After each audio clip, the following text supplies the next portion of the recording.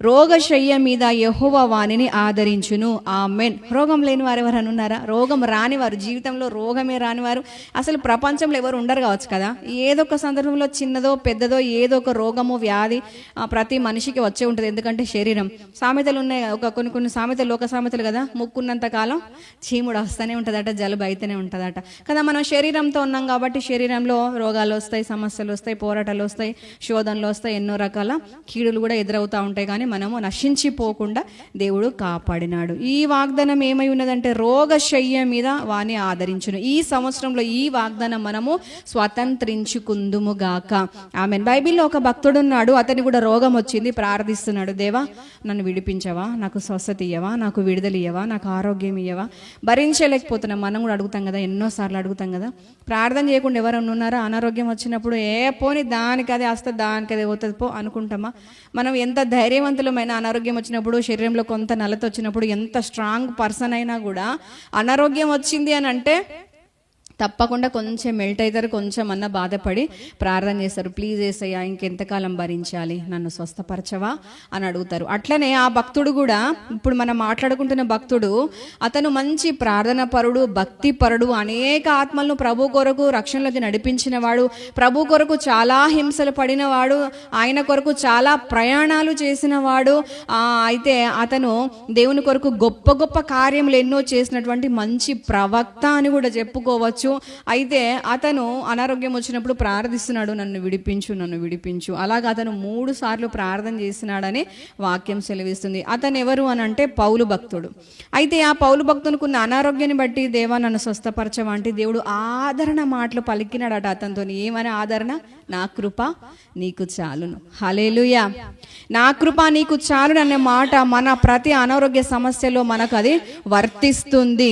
నా కృప నీకు చాలును అనే ఆదరణకరమైన మాటలు దేవుడు మనతో మాట్లాడుతూ, ఇంకా అంతేకాదు, మాట్లాడమే కాదు, ఆదరించడమే కాదు, రోగము కలుగగా నీవే వారిని స్వస్థపరచుదువు, ఆదరించెదవు, స్వస్థపరచుదువు. ఈ మాటలు, ఈ వాగ్దానాలు మనం కూడా యేసు నామం పేరిట ఈ నూతన సంవత్సరంలో స్వతంత్రించుకుందుముగాక. ఆమేన్. మనకు రోగము కలుగగా దేవుడే మనల్ని ఆదరించి స్వస్థపరచును గాక. ఆమేన్. ఇంకొక రాజున్నాడు, ఆయనకు కూడా అనారోగ్యం వచ్చింది. అనారోగ్యం వస్తే మంచాన పడ్డాడు. అది దేని కొరకు వచ్చిందట అంటే మరణం కోసమే వచ్చింది.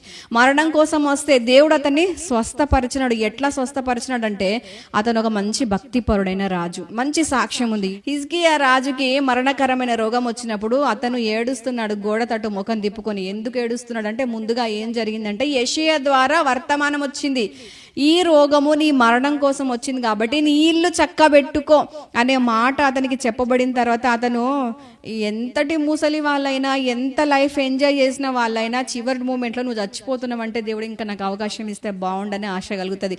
మరణం అనేది ప్రతి ఒక్కరికి చాలా చేదైన విషయమే కదా. ఎంత వయసులో ఉన్నవారైనా, ఎట్లాంటి వాళ్ళైనా, ఇంకా జీవితంలో ఎన్ని రకాలుగా ఓడిపోయినప్పటికీ చివరి మూమెంట్లోనైనా నేను చచ్చిపోతే బాగుండు, నేను బ్రతుకుంటే బాగుండు అన్న ఆశ ప్రతి ఒక్కరికి కలుగుతుంది. ఇక్కడ ఈయన రాజు, చాలా ఐశ్వర్యం ఉంది, మంచి ఘనత ఉంది. అతను చిటికేస్తే సైన్యం వస్తారు, అతను చిటికేస్తే సైన్యం వెళ్తారు, కూర్చోమంటే కూర్చుంటారు, నిలబడమంటే నిలబడతారు, అందరూ భయపడతారు. కుటుంబ సభ్యులే అతని అంతరంగిగా గృహంలోకి రావడానికి అనుమతి కావాలి. కొన్ని సందర్భాల్లో ఇటువంటి వర్తిస్తుంది, కొన్ని సందర్భాల్లో వర్తించదు. అయితే రాజు అంటే ఎన్ని భోగభాగ్యాలు ఉంటాయి కదా. ఇట్లాంటి స్థితి విడిచిపెట్టి చచ్చిపోతున్నాడు రాజు అంటే రాజుకు బాధ కలుగుతుంది కదా. ఏడుస్తున్నాడు, దేవ నాకు ఒక అవకాశం ఇవ్వచ్చు కదా, నేను ఎదుట ఎంత మంచిగా ప్రవర్తించినా, నేను న్యాయంగా నడుచుకోలేదా, నేను మంచి భక్తి పరుణ్ణి కాదా, దేవా నాకు సహాయం చేయవా, నన్ను బ్రతికించవా అని చెప్పేసి గోడ తట్టు ముఖం తిప్పుకొని ఏడుస్తున్నాడట. ఏడుస్తుంటే యెషయా ప్రవక్త నువ్వు చనిపోతావని ప్రవచనం చెప్పి ఇక ఆ రాజగృహంలో నుంచి బయటికి వెళ్ళి ఇట్లా నడుచుకుంటూ వెళ్తుంటే, ఇంకా చివరి గేటు దాకా వెళ్ళకముందే దేవుని ఆత్మ మరలా యెషయా ప్రవక్తతో చెప్తున్నాడు, నీవు వెళ్ళి హిజ్కియాతో చెప్పు, హిజ్కియా ఇక చావడు. అతనికి చావడం అంటే మొత్తమే చావడని కాదు, కానీ 15 సంవత్సరాల ఆయుష్యము పొడిగిస్తున్నాను.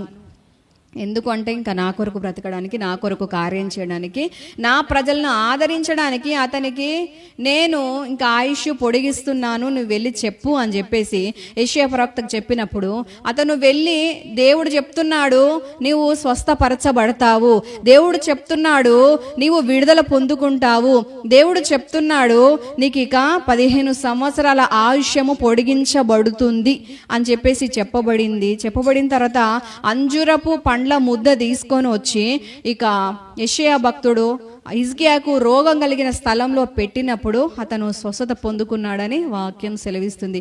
మన దేవుడు ఏమై ఉన్నాడంటే రోగశయ్య మీద మనల్ని ఆదరించే దేవుడు. ఆదరించటం మాత్రమే కాదు, స్వస్థపరిచే దేవుడు. పౌలు భక్తునితో ఆదరణ మాటలు పలికినాడు. అది ఎందుకు వచ్చింది? అతని యొక్క ముళ్ళు కొరకు అది ఉంచబడింది అని వాక్యం సెలవిస్తుంది. ముళ్ళు ఎందుకంటే హెచ్చిపోకుండా, దేవుని స్థానాన్ని తాను తీసుకోకుండా, హెచ్చిపోకుండా, తను గొప్ప చేసుకోకుండా, తన కంట్రోల్లో తాను ఉండటానికి, తను చేస్తున్న పరిచర్ని బట్టి, తను కలిగిన స్థితిని బట్టి తను గర్వించకుండా దేవుని గౌరవపరచడానికి అతనికి ఒక ముల్లుగా పౌలు కొరకు ఆ యొక్క రోగం అనుగ్రహించబడింది. హిజ్కియా విషయంలో అతనికి మరణకరమైన రోగం వచ్చినప్పుడు అప్పుడు కూడా దేవుడు పౌలునేమో మాటల ద్వారా ఆదరించినాడు, హిజ్కియా భక్తున్నేమో దేవుడు స్వస్థపరిచినాడు. మనల్ని కూడా మనకు కలిగినటువంటి రోగాశయ మీద రోగం కలిగిన పరిస్థితిలో దేవుడు మనల్ని ఆదరించునుగాక, మనల్ని స్వస్థపరచునుగాక. ఆమెన్.